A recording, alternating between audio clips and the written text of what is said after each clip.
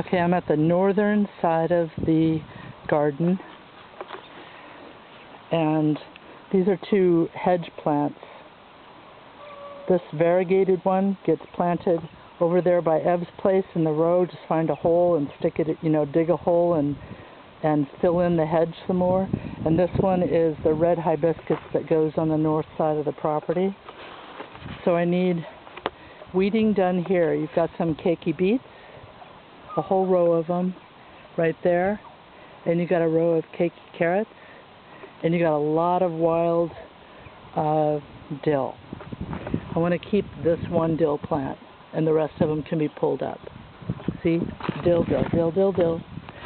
These clover things, I want them gone. Anything that has the little yellow blossoms, reddish leaves, has to go away. As long as you place your feet between the rows, like here and here, you put your feet in here, then you're not going to step on any keikis. This is deer tongue lettuce. It's planted all over the place, and then there's a mixture of different kinds of lettuces all down here. There's the keiki lettuce. More stuff that needs to be pulled out. It's all over the garden. This is, I think, it's a bell pepper, but I don't remember anything else about it. That's turmeric. There. Never harvest until it's gone into bloom and died back. Okay, here's pretty much a failed planting of chard all the way down. This is the next garden down. There are like 3 or 4. See, I think that's a baby one there. There's another baby one up there. So be really careful, but for the most part, there's some onions and some chard. There's a chard that's had it hard. I don't know what's wrong with him. Here's a jalapeno and 3 cilantros. Suffering chard. I need the comfrey pulled out of that chard. Don't dig it up too much. Pull off all the dead leaves. And then all of the dead food leaves go into that container there, that long one. And then that container ends up dumped in the compost over there when it's full. Onions, tomatillos. This is a cilantro that's bolted, which is fine. Let's let it seed and maybe create some more. Oh yeah, there's a baby. Somewhere around here there's a baby. Basil. There he is.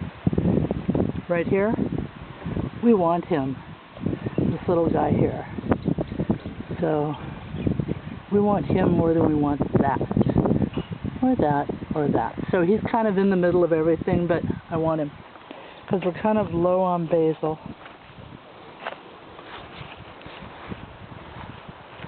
Okay. These are aloe vera. Those are for Katie once they get stabilized.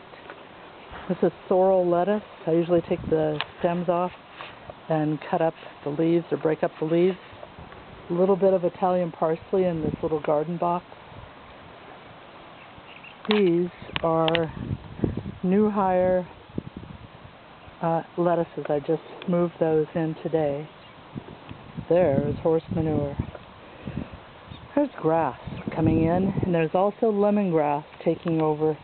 So what I'd like done with the lemongrass is I would like it, and this is where I put the hose so that the water won't run. It's coming out of the rain barrel over there. But anyway, I already told Neil I want this whole lemongrass hunk dug out.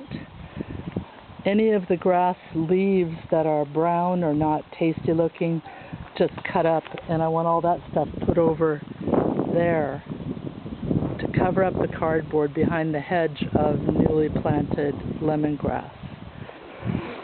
So the big ones will be pulled out of here, and the big ones will be cleaned and probably put into the freezer.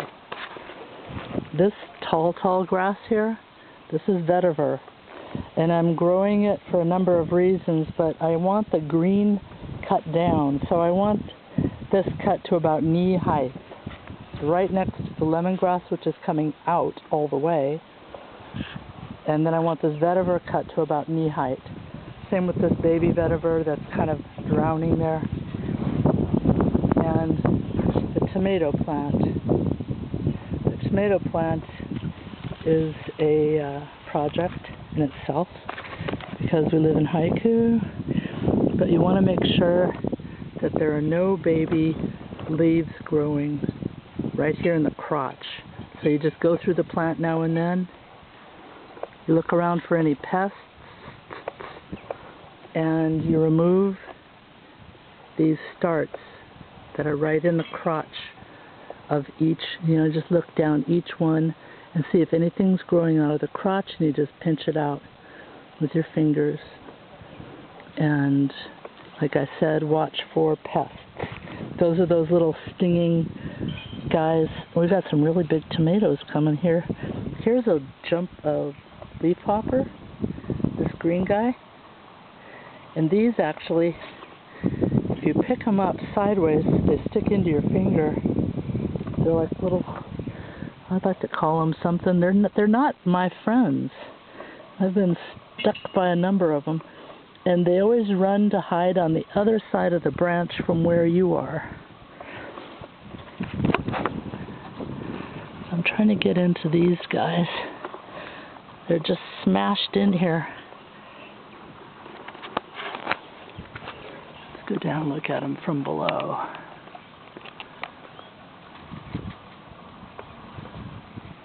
Oh, I think I've got something I need to take apart here. I'm just not sure what.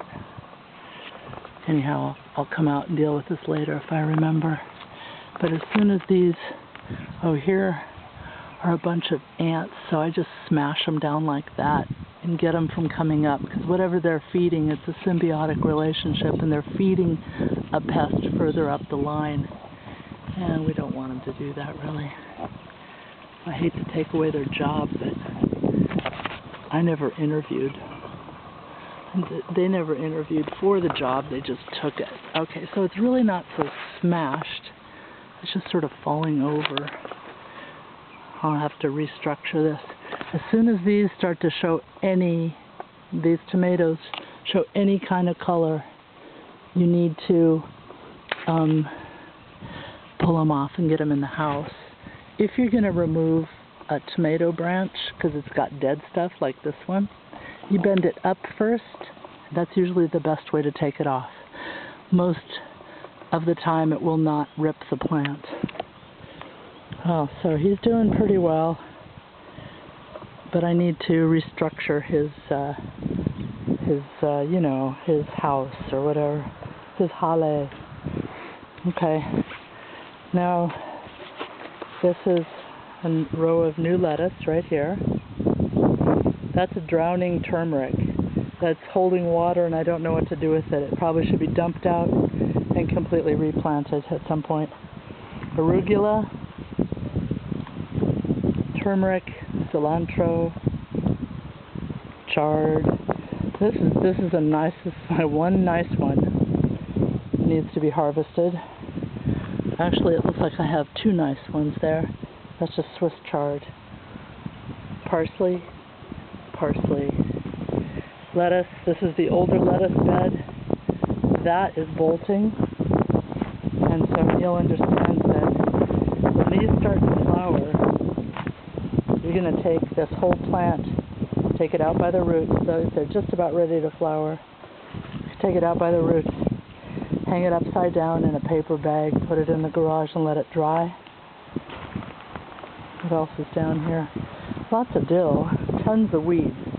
So whoever does this is pretty much all weeds in here except for these baby lettuces that are interspersed with the mature lettuces. And I'd say just take this out. That seems to have failed. And this is where I want a layer of horse manure. So if you take that out, weed it, put in a layer of horse manure, and just leave it. Then I'll plant it later, but that'll give it time to, think about who it is and what it's done. So it looks like a mess. So it is. One other thing out here, past the tomatillos, or the poha berries, which are really quite lovely. in salads and such, and they come like tomatillos in the little packages, but you get this yellow berry, and they're really tasty. And people make, they're kind of like sweet and sour, and people make jam out of them and stuff. So this is a good plant to visit. Oops. Now and then. Any of these comfreys, it would be helpful if you grabbed all the leaves that are on the garden side and just pulled them out and tucked them in so that it creates more mulch and builds up that whole area. This whole area. Follow the lilacoy. Follow the bouncing lilacoy. And same with down there. See how those are getting really big? You can just grab on this whole side, just a handful, and then just tuck it under the plant itself.